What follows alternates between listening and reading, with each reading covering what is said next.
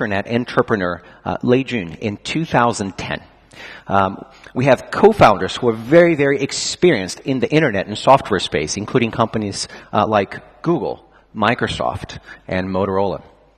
And we're celebrating only our 6th anniversary or birthday in a few weeks. So Xiaomi is still very, very much a startup at heart in so many different ways.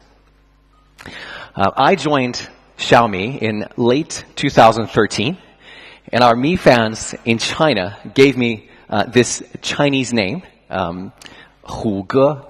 The first 2 letters of my name in Chinese, H-U. One of the possible meanings for that Hu is tiger. So to keep it simple, it's simply Tiger Brother. Now, even though we're still a very young company, as I said, we're not even 6 years old. Last year, we sold over 70 million smartphones around the world. And that's, by the way, actual sellout. These are not products sold into the channel, but actually products sold to consumers. Mostly because we sell directly to consumers. According to IDC, Xiaomi was the #1 smartphone brand in China in 2015. And that was the 2nd consecutive year. As all of you know, the Chinese smartphone ecosystem is incredibly competitive. So being #1 is really a big milestone for us that we are very proud of. We're currently #5 in the world with just under 5% of global smartphone share. One of our biggest hits last year was our flagship Mi Note, which many of you carry, and I've seen a couple. Mi Note was a widely acclaimed design. It was a first in a few ways, in particularly because it used 3D glass. And we introduced with Mi Note a curved back design that has since been adopted by several players in the industry.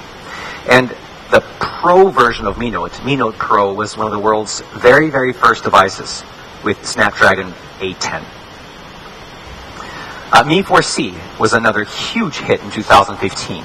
A battery that's over 3,000 milliamp hours in a 5-inch form factor that's just over 7 millimeters thick. And it was 130 grams, incredibly light. It was a big hardware breakthrough that is yet to be matched in the industry. It was a very, very powerful device also thanks to the Snapdragon 808 processor. Our latest mega hit is Redmi Note 3. It's actually the world's first device and the only one to date to ship with Qualcomm Snapdragon 650, which is a monster of a house that outperforms nearly every flagship processor in the market. And it's also our first device to ship with a fingerprint sensor. One of our biggest hits last year was actually Mi Pad as well. We were first to introduce a Windows 10-based device last year, and there was an experimental version of Mi Pad. So a great 2015 for us. Now, despite having built amazing hardware products in 2015, our biggest investment area by far remains in software and services. MIUI is our Android-based operating system, as all of you know. And we have a staff of 750 people, mostly engineers, working on MIUI and the various different services. That's a much larger team than our hardware team. This, by the way, was about the size of the Android team when I joined several years back. So it's a very sizable investment as a company.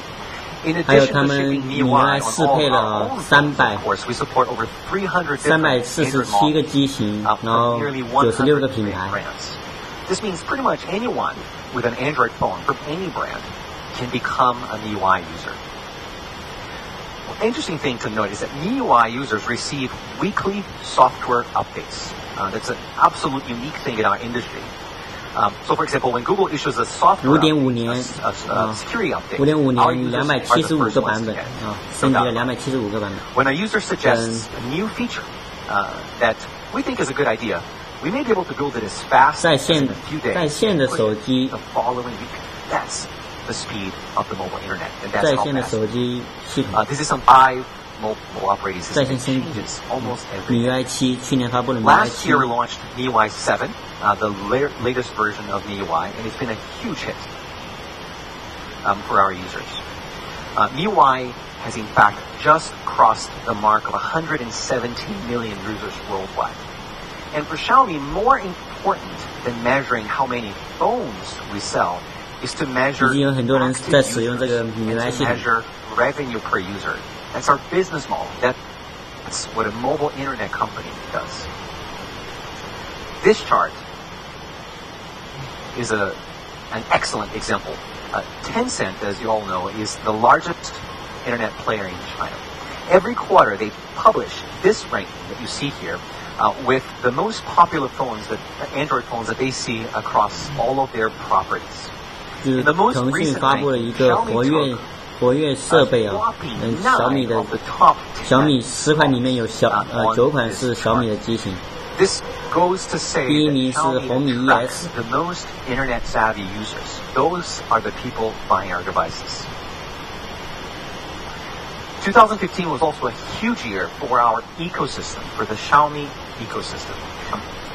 For those of you who don't know, the Xiaomi ecosystem is a portfolio of over 50 startup companies that we backed who are specialized on making smart gadgets and smart home products. And we work together with these companies, all 50 of them, to build and manufacture these amazing gadgets. These are lifestyle products that really complement our product portfolio. It's a very interesting incubation model that we haven't seen in the industry at all, and it's working extraordinarily well. Just to call out a few highlights, Mi Band is already one of the top 3 wearable products in the world. Astonishing in just a few months. Mi Power Banks, our power banks across 我们在介绍它的一个小米生态链 are 啊， already the 小米 number 手环、 one 小米 power 耳 bank 机、小 company 米这个 or brand in the 随身 entire 灯 world. 以及小米的这 Our 个 headphones, 小椅 both 摄像 the 头。 over-ear headphones, the in-ear headphones, have won not only many design awards, but they keep topping many of the audiophile reviews and rankings everywhere, not only in Asia, but especially in the US, where so many audio specialists write every day. And our action camera is also a fantastic product. We've launched a Bluetooth speaker or boombox that has built-in flash card support. It's really, really loud. It sounds fantastic. We have a smart scale. We have a smart bedside lamp that has this really awesome mood control that matches the color of the room. And our air purifier, which is a very, very popular product, reached 20% market share in China after only 7 months. It's a smart air purifier that's connected to the internet. One of our most popular products in 还有一个 2015 小米的平衡车 is the 啊 iBot， 现在 Mini, 也在 which 介绍 is 这个小米 I'll 平 be 衡 riding 车。 in on. It features technology from Segway. Segway, many people don't know, is actually one of our portfolio companies now. It has a maximum speed of 16 kilometers an hour, which is actually pretty fast, and you can go over 20 kilometers on a single charge. So I actually use it to commute in China. You can also pair it and control it with your phone, like a mini robot. It's pretty cool. And here's a closer look at this really awesome 这 device. 就是 the 平衡车的一 9-bot 个 Mini, 有大号小号，现在发布了一个 mini company 型号 with。Xiaomi and Segway. 嗯 Now, let's talk about flagship. This is what you're all here for. This is our 2016 Xiaomi flagship premiere.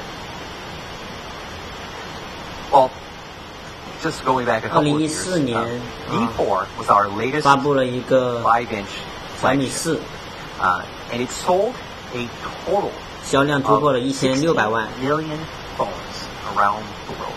It's a huge number.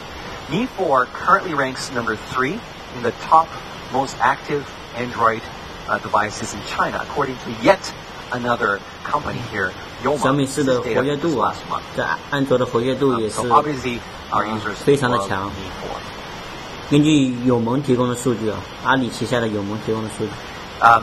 And we're here today to talk about 今 Xiaomi's 天要发布的一 latest 个小米 flagship, which, as we've been saying, is really all you ever imagined and more.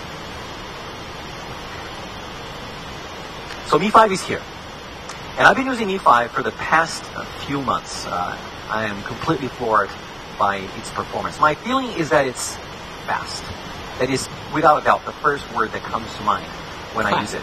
And it's fast beyond what most people can imagine. And let me tell you why. MI5 is introducing Snapdragon 820. Of course, as well know, the newest, latest, top-of-the-line flagship processor from Qualcomm.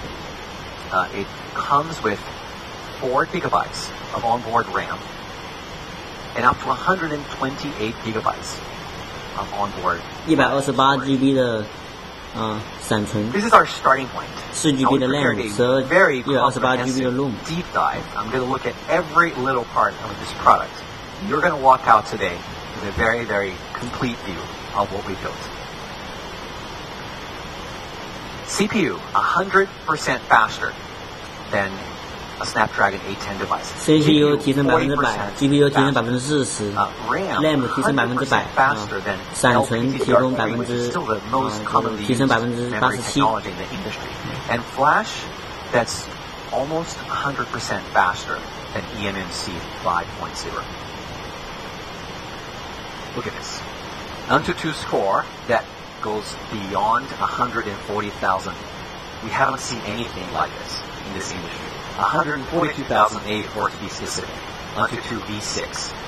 Absolutely astonishing, insanely fast performance. Now, as we were getting ready to launch this product around the world, we made a few videos, these cool teaser videos, and we distributed them around social media everywhere. And in a matter of days, these videos actually got over 10 million views, which was wildly beyond our expectation. We have quite a few of them, but I'm just going to show you my 2 favorite MI5 teaser videos. Let's take a look. 来看一下小米5有多么的快通过几个视频。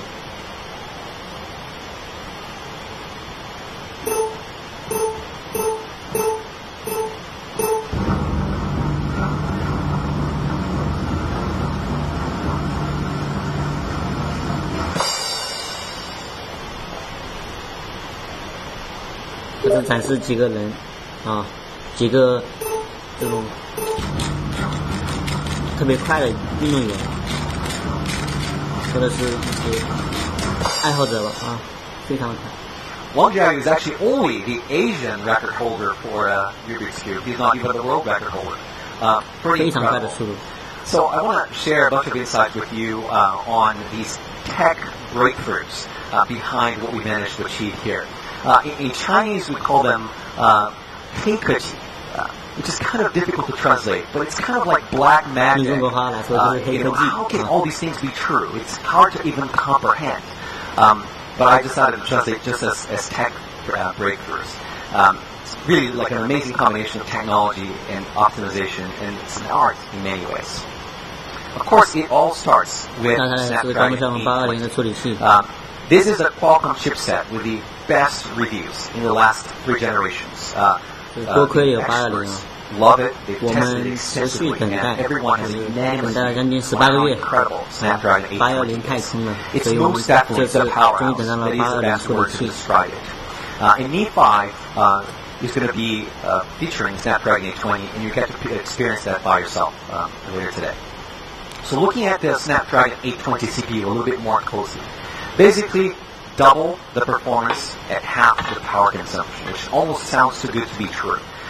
Well, Qualcomm has achieved this by moving to the Cryo architecture, which is a phenomenal improvement over the previous generation, especially considering that Snapdragon 820 and 810 are only 1 year apart, right? So these gains are substantial. And those of you who are on the technical side of the media really understand this very well already.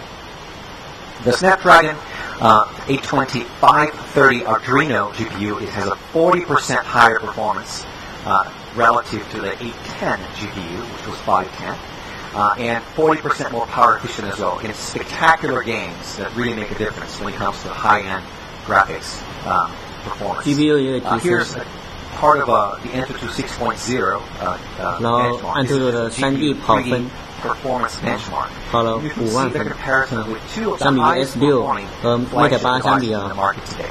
有了强劲的提升。为什么不和 S7 比呢？ Miles ahead. This is basically console grade graphics. The numbers cannot lie. And there's actually quite a bit more behind this Snapdragon 820 powerhouse. And I'll leave it up to our Qualcomm colleagues to share with you more details directly. There's quite a few of them here today, so you can ask them questions. You can talk about the Cryo CPU architecture, the X12, many features of this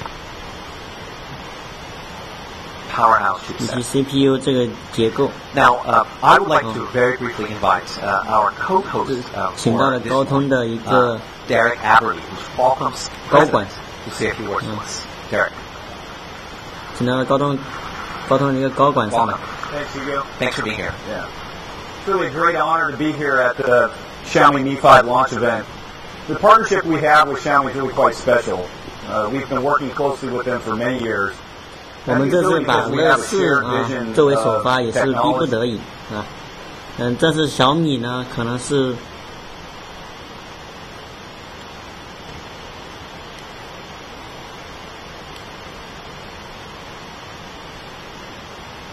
the Mi5 and as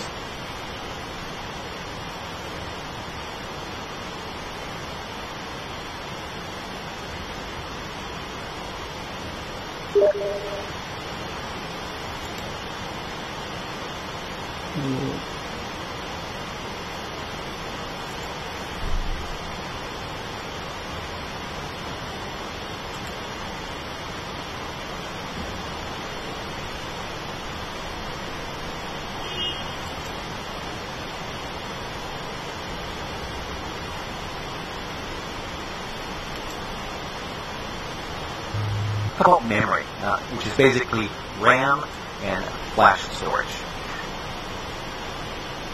We introduced LPDDR4 memory for the first time in Mi Note Pro in 2015. LPDDR4 is basically twice as fast as LDIR to build into a device. For flash storage,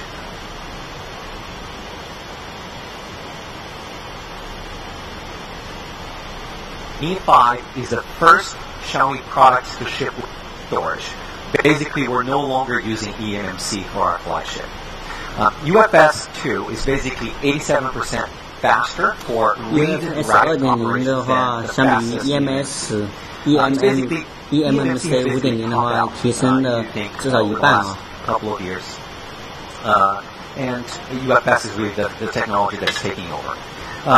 To just dive a little bit deeper, UFS is basically a very different data transfer architecture. 它采用了一个 eMMC 也是不相近的啊。那 eMMC 采用的是一个串口啊，没有采用的是并口，然后这个 UFS 采用的是一个串口啊。串口的话频率更快，然后传输速率更高啊。And it can send data in both directions. Probably most of you are too young to remember this. But this is kind of like comparing a parallel 这个信号源的话有一点问题，所以说画质不是特别清晰，大家看这点看啊。On a PC, UFS is actually based on the SCSI architecture, which were the high-end serial drivers that were introduced, hard drives that were introduced, probably like the maybe mid-90s. So it was a long time ago. It's the same idea. It's comparing parallel versus serial interface. So UFS is a vastly superior architecture for internal data transfers. I want to talk a bit about network connectivity, which is another area where Mi5 really shines. Mi5 supports 4G+, which is how technology is known here in Europe. For those of you in the US, the name is LTE Advanced. We're basically talking about the same thing. Home broadband speeds, depending on where you live, will vary anywhere from 10 all the way to 100 megabits per second if you have a really, really high-end ISP in your hometown.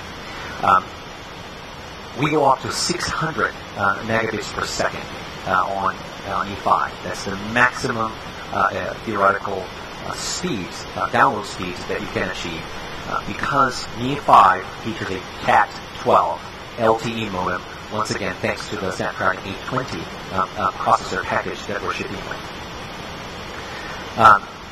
you get this to this level of speed using 3 different technologies, which I'm going to touch on very, very briefly. The first one is 3x carrier aggregation, or CA3, as a lot of people in the industry knows it. It's kind of like using 3 lanes instead of 1 lane for traffic. So you basically put your traffic into 3 different frequency bands, but you're essentially coordinating all that together as if it was a single road. And it basically gives you 3 times more throughput because you literally have more space for sending and receiving data. Now, this other technology called higher order modulation is actually much harder to explain, and I'm still trying to understand it myself. But so to keep it with the analogy of lanes, it's kind of like having a bigger car in each of your lanes. It uses a slightly different package structure to send data up and down, which actually just puts more data in the car, if you will. So these 2 technologies, CA3 and higher order modulation, are what allows us to get the Cat 12 level speeds. It basically takes 30 seconds to download a full HD movie to make that even more.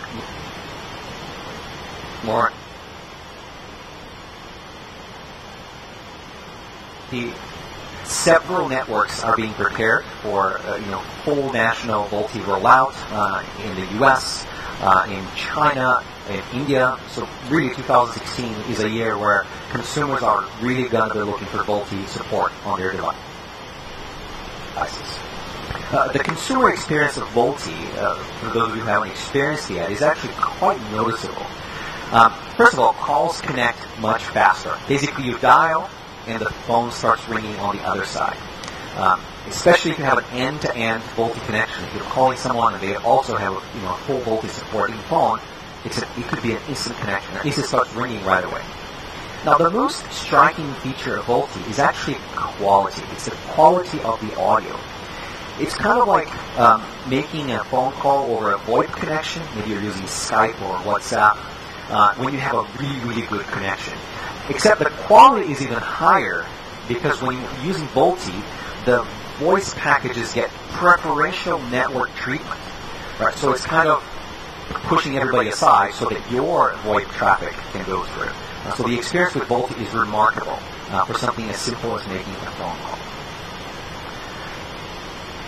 So back to what I said earlier, Mi5 has a CPU that's 100% faster, GPU that's 40% faster than Snapdragon 810, RAM that's twice as fast as LPDDR3, and flash is also much faster than the previous technology. So adding up the components here. Now, let's see what it looks like. All right. Well, in a second. We spent a lot of time refining the design of Mi4, which was the first product we introduced that had a metal body, a metal frame, and we spent a lot of time working on that. But with Mi5, we actually took a much more refined and elegant approach because we've learned so much over the last couple of years. So I'm going to give you a very quick glimpse. Take a look.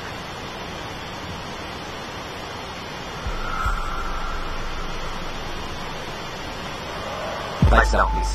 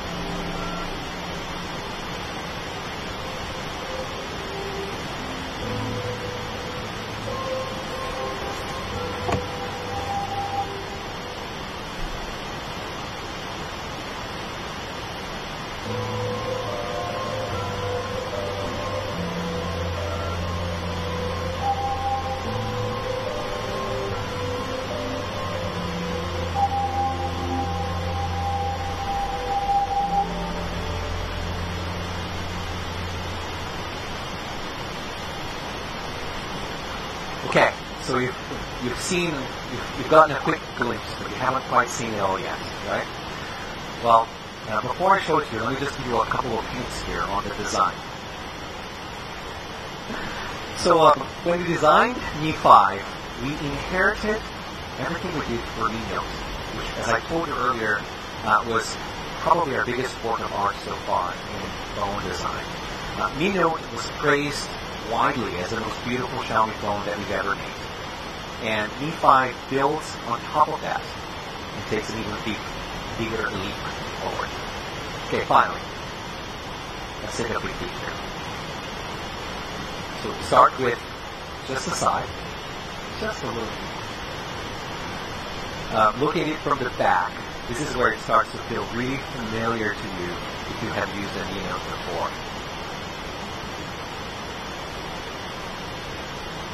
You see something a little bit different here.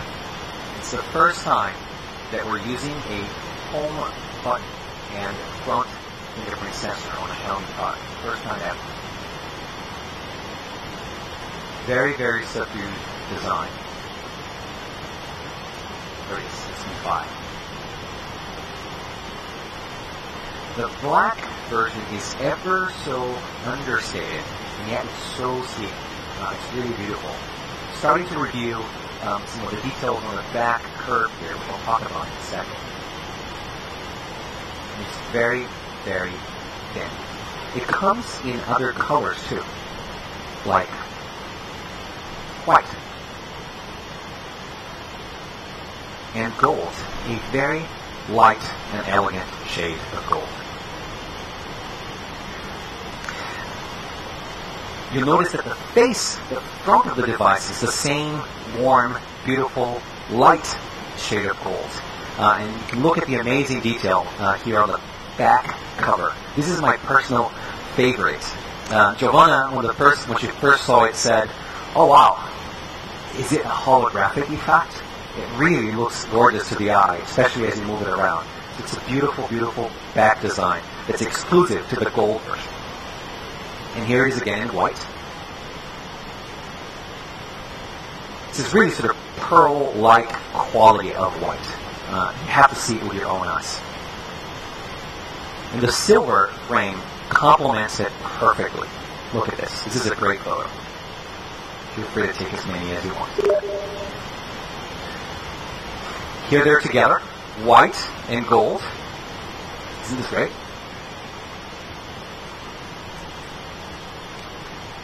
And then all of the colors together now. Maybe it's a good time to take some photos.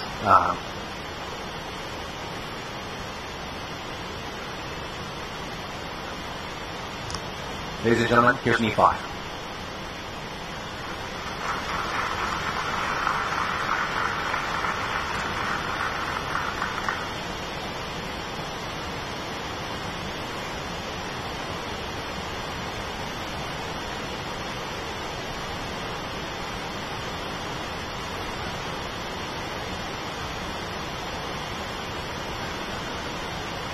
We'll take many photos today.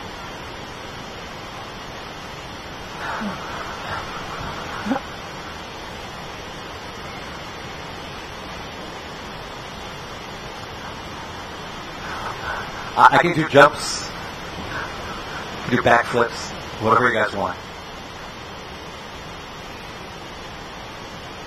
And then audio. Like this photo.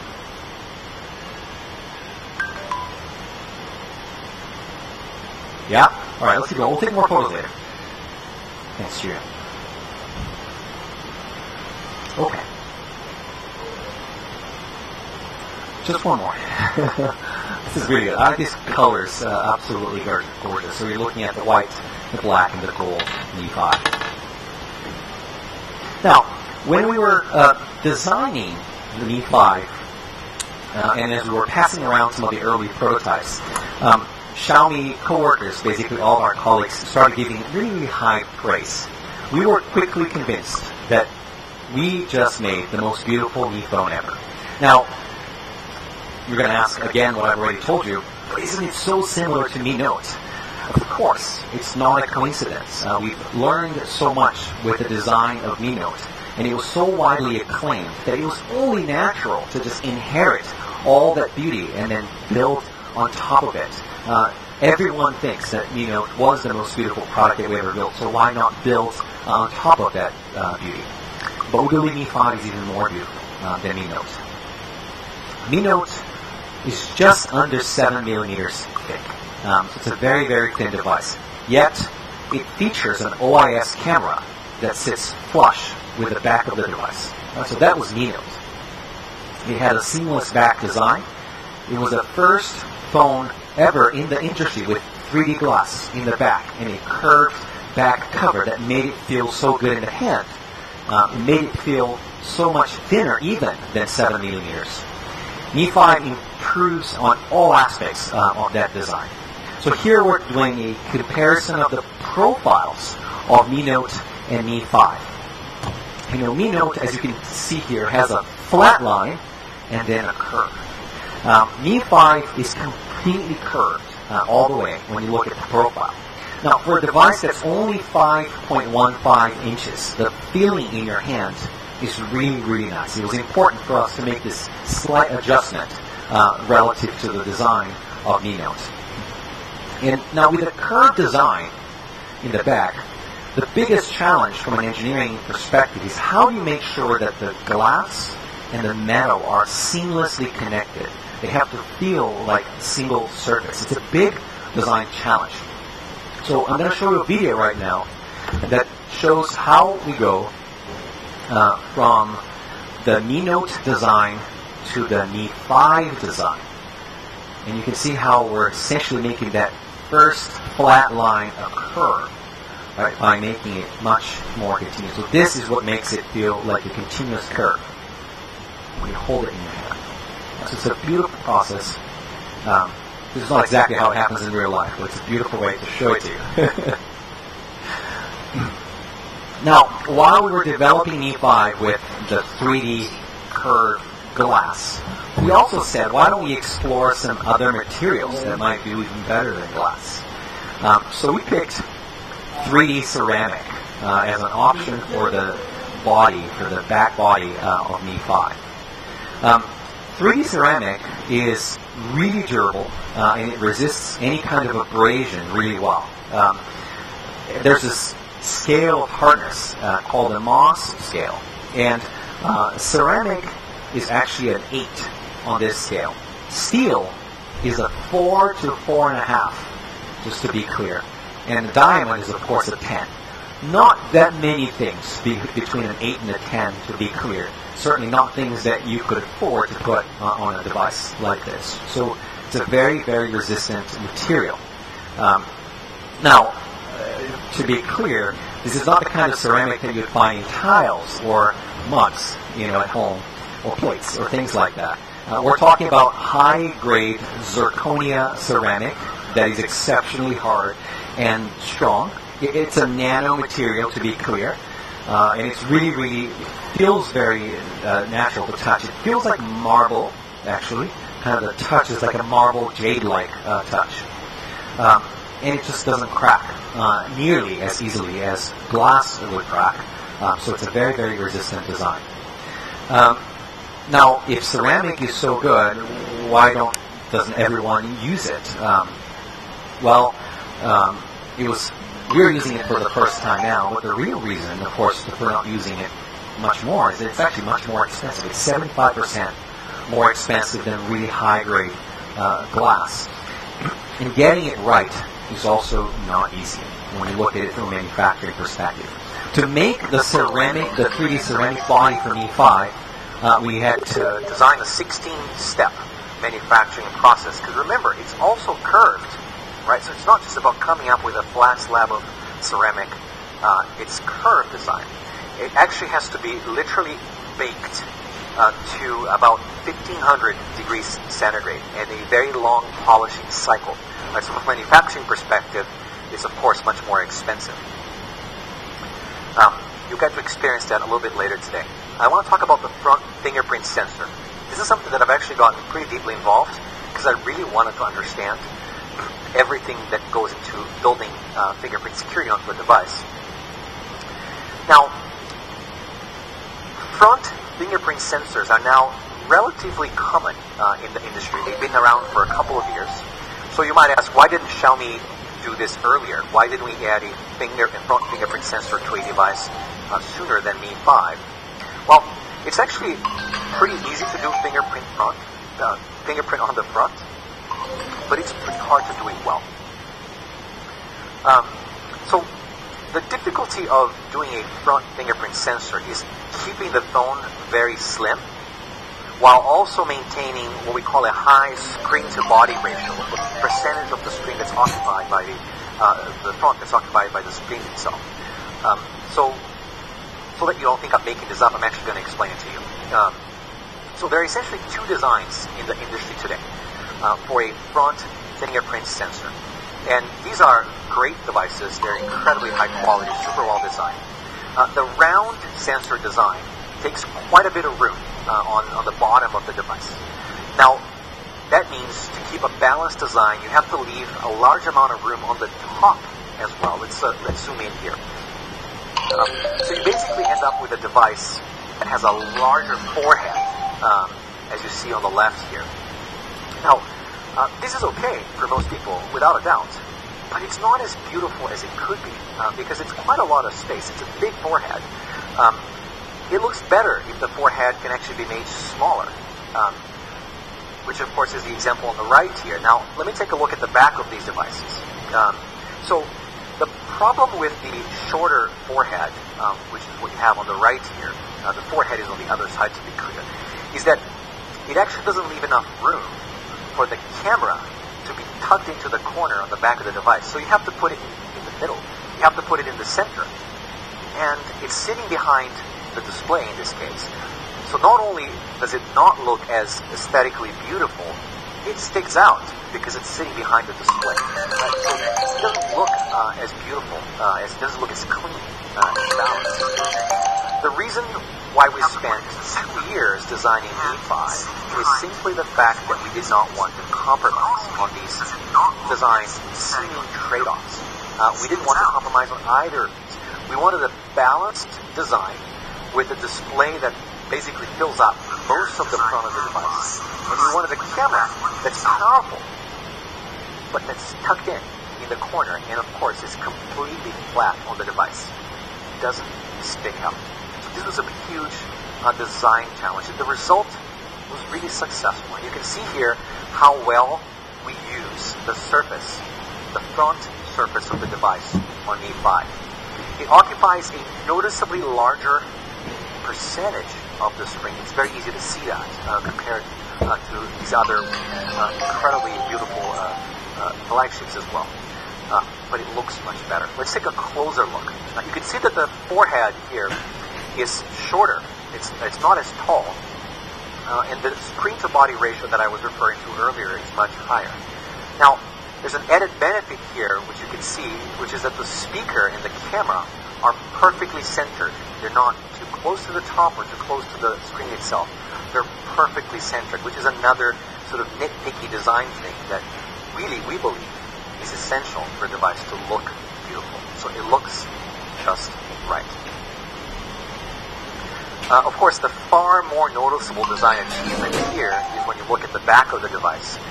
Mi 5 has a flagship camera that's tucked in on the corner, and it's completely flat. It doesn't stick out at all. This was a major engineering challenge for us, especially on a 5.15-inch form factor. This is really hard to do, and it took a long time for us to actually get there. So now I can comfortably say why I think Mi 5 is so elegantly designed. And you probably know more about fingerprint sensors and cameras than you probably wanted to coming into the presentation here today, but there you go.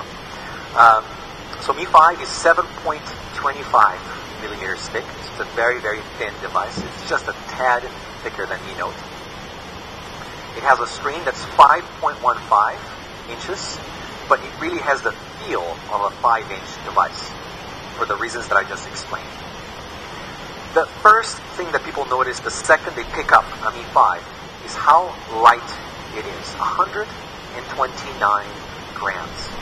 It's almost hard to believe how thin and how light it can be. Purely as a comparison here, for those who carry iPhones, this is about 14 grams lighter than an iPhone 4S, which is already a very, very light device. We all know that. It's one of the biggest things about it. Now, it's especially hard to believe 129 grams when you see that we placed a 3,000 milliamp hour battery inside of Mi 5. And we're using the highest density battery technology that's available today. It's got an energy density of 685 watt-hours per liter. That's just a metric for density in a battery. So it's a really, really significant achievement to have both of these things, lightness and a large battery.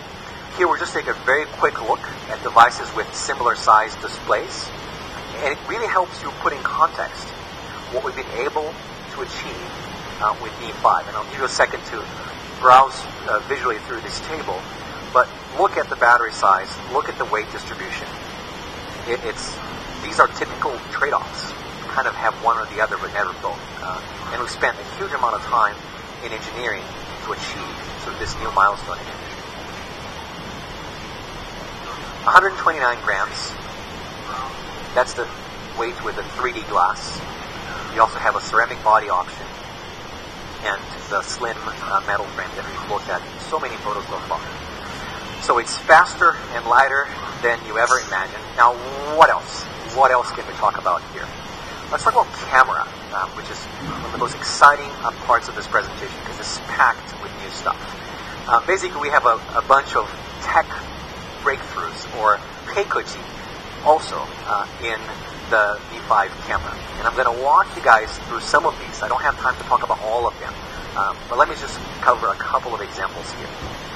So this is a photo taken with Mi 5 in a sort of backlight situation. This is a sunset photo. And you can see the detail here on the waves.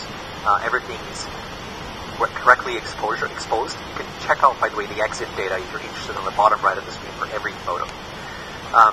This is a photo taken under normal light from a high vantage point.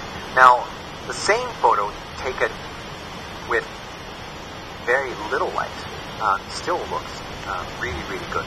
You guys see it okay? I'm worried that there's a lot of light here, but this photo looks really, really accurate, even though it's a low light situation. This is a moving scene, and you can see here the shutter speed, very, very fast, 1/2300. So you can basically capture motion pretty easily with the Mi 5 camera. I have a bunch of photos that follow because as we were doing the final rounds of testing for Mi 5, Chinese New Year came around, so everyone went off on vacation, to beautiful tropical destinations, and a lot of them came back with great photos, and I'll show you a few of them here very, very quickly. You can see how gorgeous these photos are. Look at this one. It's a lucky shot, I would say. Yeah, a lucky shot. The sea photo. Or lake, probably. Seem familiar? Not my photo. I was working pretty hard during Chinese New Year. Look at this one. All the detail. I wish I had a mega high resolution display here to show you guys what this really is. Look at this. It is really, really nice. Really beautiful photo. Look at the color on this. Awesome, right? Looks like Australian.